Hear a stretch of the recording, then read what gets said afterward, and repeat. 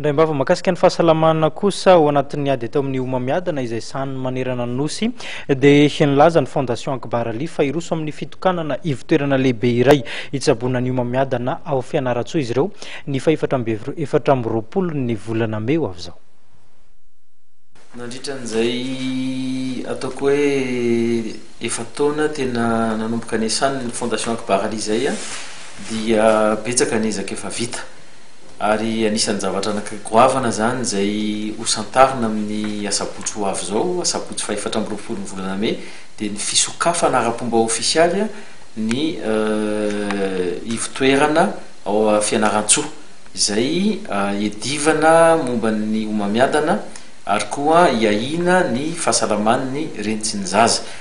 Ataoko angambany hoe ty omamiadana ty tsy inona ny zava-dehibe dia ny ahafahana manabe ny olona, ahafahana ataoko hoe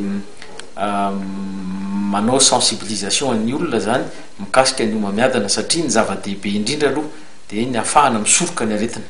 zay ny voalohany. Faharoa manarakarak'izay dia eo koa zany ny fitiliana, dépistage zany no azo ilazana anazy,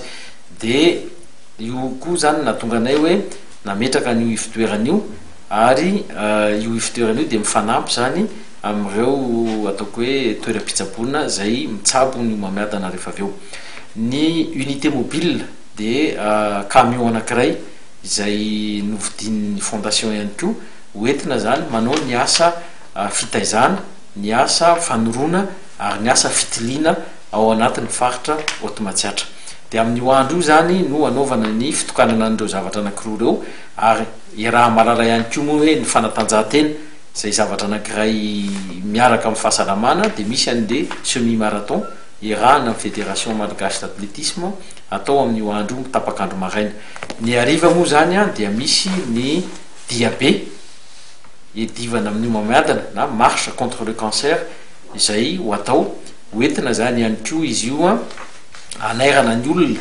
sy ampahafantarana ny olona ny loza mety vokarin'ny omamiadana.